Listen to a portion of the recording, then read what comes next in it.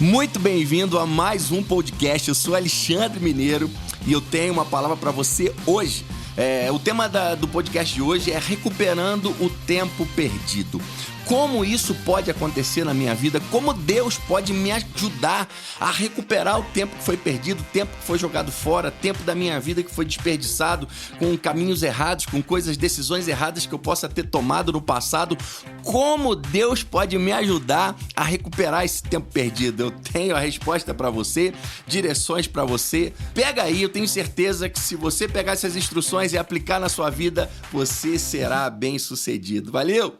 Quantos de nós não podemos olhar para trás da nossa vida e tivemos tempos que foram perdidos, anos que foram perdidos com negócios que não foram para frente, perdido com relacionamentos que só sugaram a nossa alma, perdidos com trabalhos que foram em vão, não deram em nada, só deram prejuízo, não frutificaram, não geraram frutos, não deram em nada.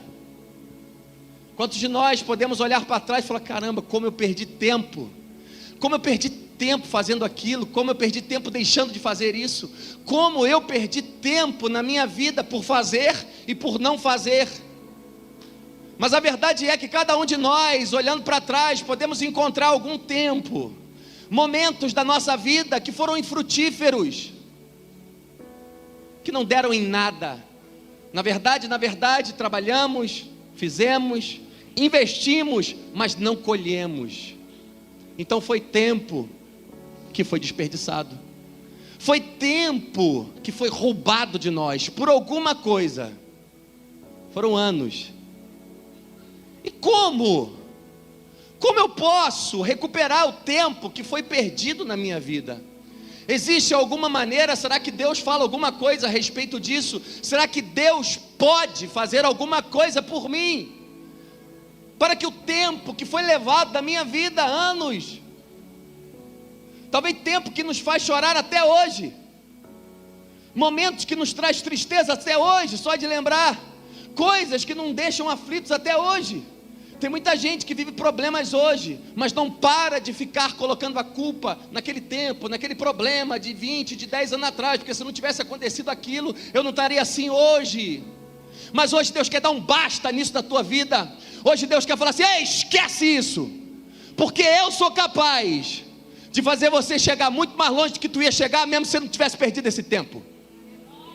Ele é poderoso para fazer na nossa vida aquilo que ninguém pode fazer. Joel 2, verso 25 e verso 26, vamos ler juntos. Vou compensá-los pelos anos de colheitas que os gafanhotos destruíram. O gafanhoto peregrino, o gafanhoto devastador, o gafanhoto devorador, o gafanhoto cortador, o meu grande exército que viei contra vocês. Vocês comerão até ficarem satisfeitos e louvarão o nome do Senhor, o seu Deus, que fez maravilhas em favor de vocês. Nunca mais o meu povo será humilhado. O Senhor falei, em outras traduções diz assim: eu vou restituir a vocês os anos que foram levados pelos gafanhotos. Ou seja, eu vou fazer com que vocês recuperem todo esse tempo, todos esses anos que foram perdidos. Deus é capaz de fazer isso. Joel viveu cerca de 800 anos antes de Cristo e profetizou para Judá. Deus dá essa palavra ao profeta Joel, falando assim: eu vou restituir os anos que foram levados pelo gafanhoto, o migrador, o cortador, o devorador. Porque na verdade tudo havia sido destruído. Deus iria restituir os anos, porque na verdade os anos tinham sido levados. Tudo havia sido destruído. O povo plantou, o povo daquela época plantou, trabalhou, se esforçou, e veio uma praga de gafanhoto, que comeu tudo, comeu as folhas, comeu todas as coisas que eles haviam plantado. Depois que comeram as folhas, veio outra praga de gafanhoto que comeu os galhos. Depois que comeu o galho, comeu o tronco. Depois que comeu o tronco, comeu tudo, devorou tudo, para não sobrar nada. Estudiosos dizem que eles levaram 4 anos nesse problema. 4 anos sendo levados, sendo comidos, sendo destruídos, 4 anos se esforçando, 4 anos plantando e não colhendo, 4 anos desperdiçados, sendo jogados fora, porque foram 4 anos que não tiveram frutos, foram anos infrutíferos, foram anos sem resultado, foram anos de trabalhos desperdiçados. Eles trabalharam, eles se esforçaram, eles plantaram, eles quiseram, eles foram atrás, mas não adiantava. E muitas vezes acontece isso conosco. Fazemos, sonhamos, dentro do nosso coração a gente acha que está fazendo tudo certo, mas eu fiz tudo certo, eu não roubei ninguém, eu não matei ninguém, eu só queria trabalhar, eu só queria fazer, mas parece que dá tudo ruim, parece que vem um treco, devora tudo, leva tudo, as coisas vão embora, as coisas não dão certo, as coisas não funcionam, não saem do jeito que a gente quer, parece uma coisa do nada e vapt, parece que te toma uma rasteira. Se alguém já tomou uma rasteira aqui, você sabe o que é, parece do nada você está no ar caindo, pum.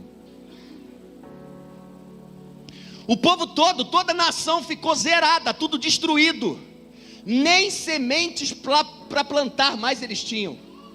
Os sacerdotes não tinham sacrifícios para oferecer no templo, eles queriam oferecer um sacrifício ao Senhor, mas não tinha nada. Os bois estavam mirrados, as ovelhas não tinham lã, tudo não prestava, destruído, anos levados pelo gafanhoto. As colheitas de anos foram levadas, destruídas.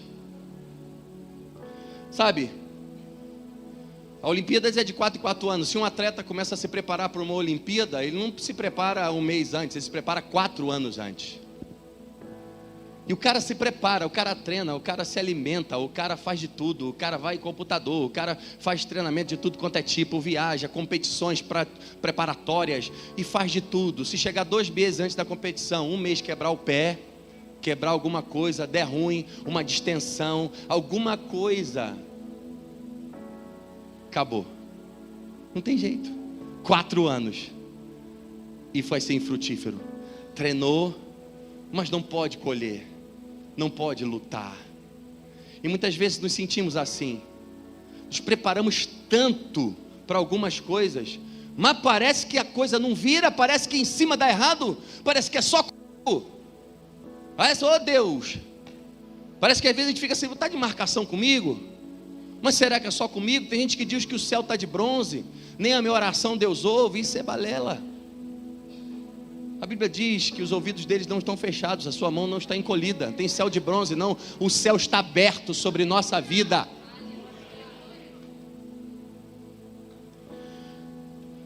O povo estava sofrendo ataque por causa do seu distanciamento de Deus.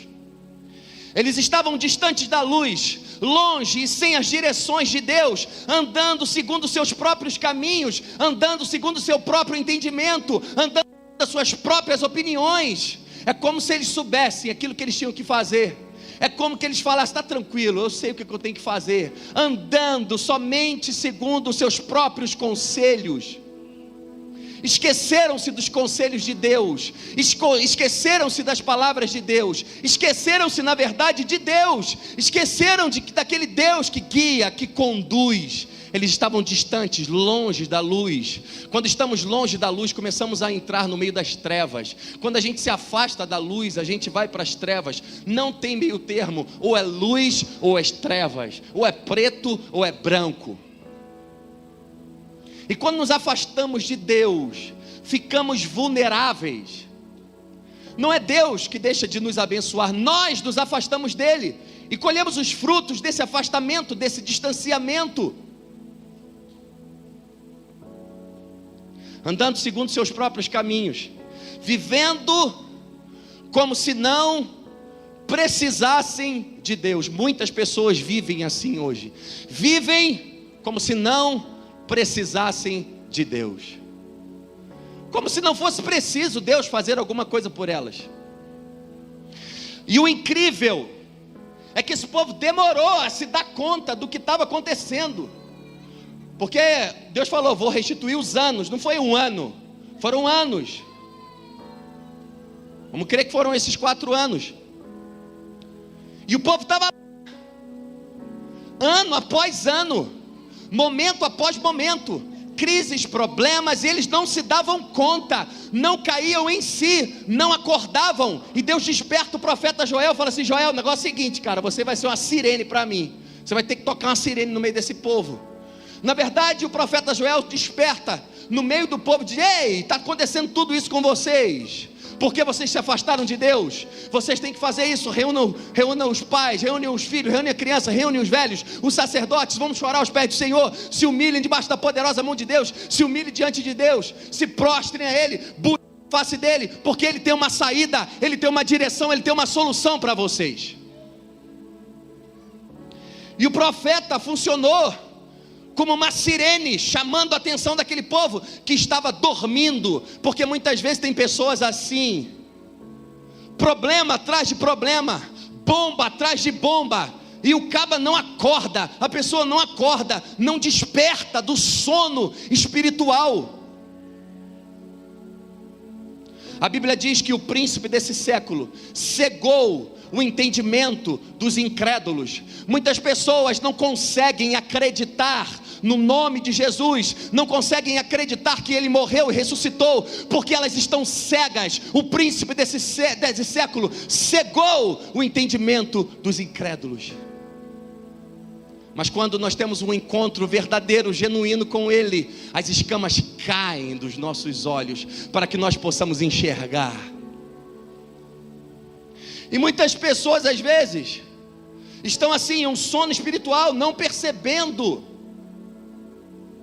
que não estão colhendo, que não estão vivendo, que não estão desfrutando, não estão vendo o resultado, porque às vezes estão sem a instrução certa, sem as direções certas, muitas vezes estão fora do lugar. A verdade é que sem Ele nada podemos fazer. Palavras de Jesus: sem mim nada podeis fazer.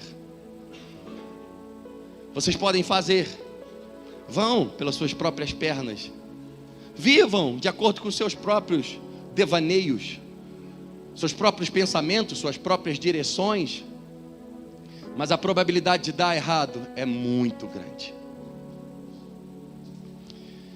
O profeta se levanta e dá essa palavra para o povo: ei, se arrependam, se voltem para o Senhor. O povo ouve, se arrepende, se prostra, busca a Deus, desperta do sono espiritual em que eles estavam vivendo.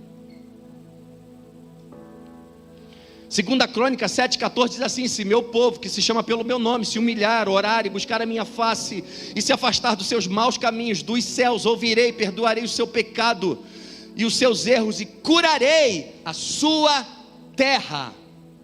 Quando Deus cura a nossa terra, é porque aquilo que estamos fazendo não frutifica, é porque a terra está ruim, as sementes que plantamos não nascem, não brota, é porque a terra está doente.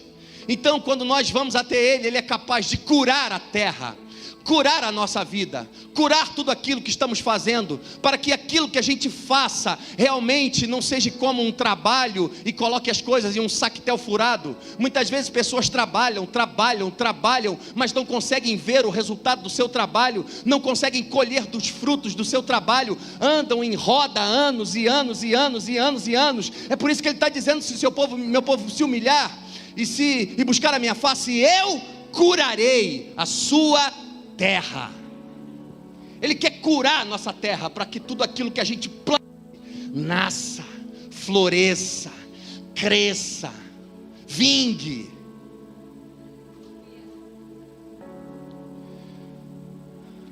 Joel 2,17 diz assim: que os sacerdotes que ministram diante do Senhor planteiem entre o pórtico do templo e o altar, orando nesses termos: o Senhor, ó Senhor, poupa teu povo, não entregues a tua herança ao vexame, para que as nações se escarneçam dele, porque se haveria de questionar entre os pagãos: onde está o Deus deles? O povo de Judá estava sendo motivo de escárnio, motivo de piada, ano após ano, problemas, lutas, gafanhotos, pragas, e os ímpios, incrédulos do lado de fora falam assim: ah lá, cadê teu Deus? Cadê os Deus de vocês agora? Cadê o Deus que abriu o mar vermelho? Cadê o Deus que fez milagres? Cadê o Deus que engoliu o faraó? Cadê o Deus que libertou vocês do Egito? Cadê esse Deus? E os sacerdotes oraram e falaram: Senhor, não deixa o teu povo ser motivo de vexame. O incrível, que Deus deu essa palavra ao profeta Joel. Na verdade, Deus disse como o povo deveria orar, porque Deus já sabia aquilo que ele queria fazer. O povo era motivo de zombaria, estavam sendo humilhados, as nações vizinhas zombavam. As perdas da vida, elas trazem humilhações muitas vezes, trazem períodos de vergonha. Muitas vezes passamos por momentos assim, de vergonha. Períodos negros na vida são períodos difíceis, onde muitas vezes procuramos respostas, procuramos porquês e não encontramos. A verdade é que a distância de Deus pode nos levar a caminho e lugares muito difíceis, na qual nós nunca gostaríamos de ter andado. A distância da luz nos faz andar em caminhos escuros. A distância de Deus nos leva para longe da luz. Tempo perdido nos deixa frustrados. A frustração traz desânimo. O desânimo traz um sentimento de fracasso. E quando essas coisas começam a acontecer na nossa vida, só Deus pode nos reerguer. No Japão, cerca de 25 mil pessoas se suicidam por ano. 19 pessoas para cada 100 mil habitantes. 70 suicídios por dia. Na Coreia, quase o dobro disso. Os japoneses se suicidam porque eles não foram criados para perder. Eles não foram criados para fracassar. Não é depressão, não é estresse. É porque quando um japonesinho nasce, o pai fala assim: tu vai ser o melhor da classe, rapaz. Se ele pode, tu também pode. Tudo que tu fizer, tu vai ser o melhor, tu vai ser perfeito, tu vai ser excelente, tu vai ser o cara, tu vai ser a menina, tu vai ser a melhor. Você vai estudar, vai ser preparada. Então o japonês é preparado para ser excelente, para fazer tudo certo. Por isso que os negócios dele é tudo bonitinho, tudo limpinho, tudo certinho. Vai numa empresa japonesa para tu ver. Então, quando um cara desse, uma mulher dessa chega na vida adulta, algum período da vida que perde tudo, que tudo dá errado, que entra em frustração, que um sentimento de fracasso abate sobre eles, eles veem que não tem jeito, eles se matam, porque eles não admitem o fracasso.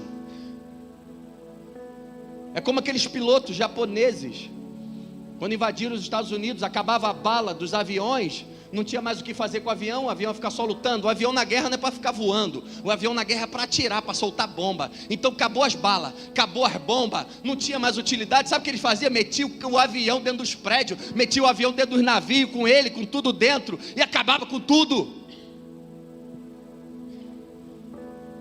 E muitas vezes esse tipo de sentimento se abate sobre nós. Sentimento de fracasso, de impotência. Mas hoje, Deus tem uma boa nova para você. Porque Ele disse: eu posso restituir a vocês todos os anos que foram levados pelo gafanhoto, todos os anos de infutilidade, todos os anos de perdas, todos os anos de fracassos, todos os anos que as coisas deram erradas, todo o tempo que tudo deu errado, Deus é capaz de trazer de volta, Deus é capaz de nos restituir. Pessoas podem levar anos em uma vida cristã superficial com Jesus e não conseguir se entregar inteiro para Deus. Anos em cima do muro, tendo tudo roubado, tendo frutos roubados, perdendo tudo que poderia ter sido proporcionado com uma intimidade maior, com um relacionamento mais forte com Deus. Eu tenho isso que eu não consigo deixar, eu não consigo olhar nos teus olhos, Deus, porque muitas vezes eu não consigo parar com isso. Eu tenho vergonha, mas eu quero, me ajuda, eu quero deixar, eu quero parar, eu quero estar mais perto, eu quero estar mais junto, eu quero me entregar mais. E muitas vezes é isso que precisamos, não é só coragem para enfrentar a vida, é coragem para enfrentar Deus. Vocês não estão sozinhos nessa vida não, Vocês não são como folhas ao vento. Vocês são uma nação que eu escolhi para me representar. Era como se Deus dissesse: ei, eu não estou alheio aos seus problemas, eu não estou alheio ao que você está passando. Você que se distanciou, mas eu continuo aqui. E pode saber de uma coisa: mexeu com você, mexeu comigo. Não vou abandonar você, sabe? Não importa tudo que você esteja passando. Não pensa que Deus não vê. Não pensa que Deus não sabe. Não pensa que Deus não conhece. Não pensa que Deus não sabe de todas as lágrimas que você já derramou, de tudo aquilo que você já resmungou, de tudo aquilo que você já reclamou, de tudo aquilo que você chorou e de tudo aquilo que você passou, todas as humilhações, todos os problemas, todas as dificuldades que você enfrentou. Não pensa que Ele não viu, que Ele não conhece, porque Ele conhece, Ele sabe. Eles eram um povo que pertenciam a um Deus, havia algo especial nele, Deus estava mostrando. E esse ensinamento era um ensinamento acerca do reino de Deus. Deus queria ensinar para eles que Deus não queria abençoar A ou B, Deus queria abençoar o povo. Deus não tem prazer em abençoar Alexandre, Fernanda, Marcos, Maurício, Maurílio, Eliette, Jorge. Deus não tem prazer em abençoar A ou B. Deus quer abençoar todos nós. O desejo dele é derramar sobre todos. Ele se preocupa com cada um de nós individualmente, mas ele tem prazer em derramar sobre todos. Por isso que ele estava dando um ensinamento acerca do reino de Deus. Não se tratava de um ou outro. Deus estava falando: é o povo. Vou abençoar vocês, vou libertar vocês, vou fazer na vida de vocês todos. Vocês são o meu povo. Essa promessa não é para o tipo de pessoa com uma visão individualista e que vive uma vida como se não precisasse de ninguém. Quando pessoas vivem uma vida como se não precisassem de ninguém, geralmente elas vivem uma vida como se não precisassem de Deus também. Essa promessa é para aqueles que sabem o que é reino, aqueles que sabem que representam alguém, que não andam sozinhos. Quando fazemos parte do reino de Deus, começamos a pensar diferente. O propósito da prosperidade que Deus derrama sobre a vida de uma pessoa nunca é para que somente aquela pessoa desfrute daquela prosperidade. O propósito é para que aquela pessoa tenha, para que ela tenha o bastante para ajudar aquele que tem necessidade. Deus quer fazer o teu cálice transbordar. Não é somente para você ficar olhando: ah, que maravilha, está sobrando na minha vida. Não, é porque vai transbordar e vai inundar quem está do lado, vai dar para beber quem está do lado, vai molhar quem está do lado, vai honrar quem está do lado, vai abençoar quem está do teu lado, vai prover para quem está do teu lado. Todo mundo que está ao teu redor vai poder desfrutar da bênção de Deus na tua vida. Isso é reino de Deus. Isso é reino de Deus. Deus não quer nos dar bênção sem nos dar o preparo. Ele sempre vai nos curar, nos sarar, para podermos desfrutar de tudo aquilo que Ele nos dá e quer continuar nos dando. Mas afinal, pastor, como eu posso ter os meus anos restituídos? Deus faz uma promessa impossível. Os anos de perdas foram anos infrutíferos, foram anos de trabalho duro sem resultado, foram anos que foram perdidos porque os frutos foram perdidos. O trabalho que geraria todos os frutos que eles iriam colher era em vão. Não adiantou ter feito, não adiantou ter trabalhado. E o problema é que as coisas não ficaram somente paradas, andaram para trás, porque perdas, escassez, eles foram perdendo o que tinha e foram perdendo o que não tinha. Quando se perde tempo, nós temos duas opções: aceitar a perda e se conformar e ficar triste, frustrado e se sentindo um fracasso, ou nós podemos buscar uma maneira de recuperar o tempo perdido. Deus pode fazer em um dia o que todos nós juntos não somos capazes de fazer em uma vida inteira. Ele pode fazer em um dia, que todo mundo junto aqui não é capaz de fazer em toda uma vida. Deus é capaz de nos abençoar de tal maneira que o favor presente, a colheita de hoje, seja capaz de compensar, de cobrir, de superar todos os anos de perdas e de trabalho em vão em nossa vida.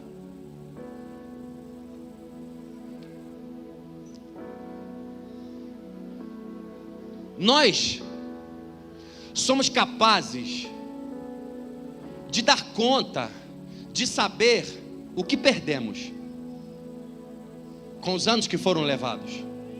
Nós somos capazes de puxar na memória e saber tudo aquilo que foi levado, tudo aquilo que nós perdemos. Porém, Deus é capaz de não somente saber aquilo que nós perdemos, mas Ele é capaz de saber como estaríamos hoje se nós não houvéssemos perdido nada. Deus é capaz de saber tudo que nós poderíamos ter colhido ao longo de todo esse tempo, tudo que poderia ter acontecido na nossa vida se nada houvesse sido levado. E Deus se baseia nisso para restituir a nossa vida, para trazer de volta os anos que foram perdidos. Muita gente vive como se uma restauração ou uma restituição nunca pudesse acontecer na vida dele, como que se foi perdido, sua história foi perdida, acabou, não tem mais jeito, não tem como fazer nada, o que foi, não tem como Deus fazer mais nada. A boa notícia é que Deus não pode somente trazer de volta aquilo que foi perdido. A boa notícia é que o desejo de Deus é trazer muito mais daquilo que foi perdido na nossa vida para que a gente possa viver. Isaías 43 diz assim, verso 18: não vos lembreis dos acontecimentos passados, nem considereis aos fatos antigos. Eis que realizo uma nova obra, que já está para acontecer, não percebeis ainda? Porém um caminho no deserto e rios no ermo. Judá, para qual Joel estava profetizando, era um povo pequeno, era o reino do sul. Israel tinha 12 tribos e foi dividido entre o reino do norte e o reino do sul. 2 filhos de Salomão, cada um ficou sendo o rei desses lugares. Judá era composta de Judá e Benjamim, 2 tribos, e era pequena, era menor. Era como se Deus dissesse: vocês são minha responsabilidade, eu tenho uma aliança com vocês, eu não vou deixar vocês sozinhos, eu não vou deixar vocês sozinhos nesse deserto. E Deus fala: eu vou fazer nascer rio no deserto, eu vou fazer brotar água no deserto, eu vou fazer brotar rios, eu vou fazer frutificar no deserto. Deus não vê o tamanho do nosso problema, nem está preocupado com isso. E nesse texto Deus lembra a eles o seguinte: lembra que eu abri o mar, engoli os egípcios, fiz vocês passarem por mar em seco, e dei vitória a todo o povo de Israel. Mas ao mesmo tempo que Deus fala isso, Deus fala assim: mas esquece isso tudo que eu estou falando. Sabe por quê? Porque eu quero fazer agora, aquilo que eu quero fazer agora é muito maior de tudo aquilo que eu fiz. O que significa que se você já viveu um milagre na tua vida, quem já viveu um milagre na tua vida aí, quem já viveu um milagre na vida, significa que o milagre que você viveu não se compara ao milagre que Deus deseja ainda fazer na tua vida. Não se compara àquilo que Ele quer realizar na tua vida.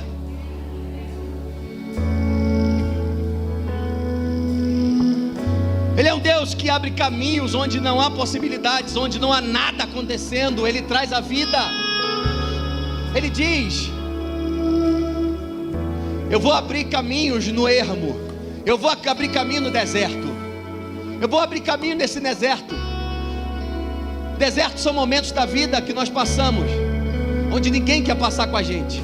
Deserto é lugar onde ninguém quer morar.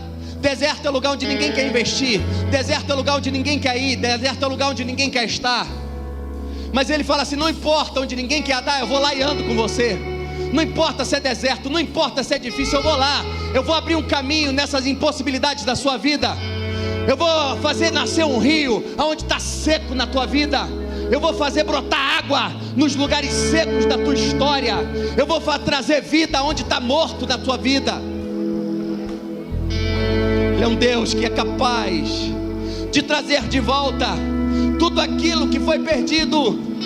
Quando Ele fala, eu vou restituir a vocês os anos que foram levados pelos gafanhotos, é porque Ele está dizendo, eu sou capaz de trazer frutos a vocês.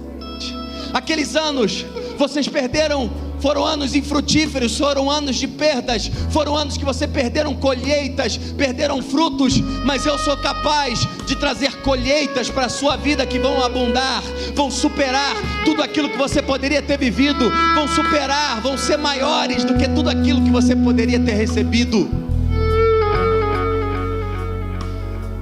Feche teus olhos e fala: Deus, eu quero viver. Valeu, muito bom. Espero que esse podcast tenha contribuído para você, para ajudar no seu crescimento, para ajudar você a crescer, viver coisas ainda maiores e viver tudo de bom e os propósitos que Deus tem para você nessa vida e nessa terra. Eu sou Alexandre Mineiro, me segue lá no Instagram, @Alexandre Mineiro, você vai lá no YouTube, se inscreve lá no canal Alexandre Mineiro também. Deus abençoe você, muito obrigado, fica na paz, valeu!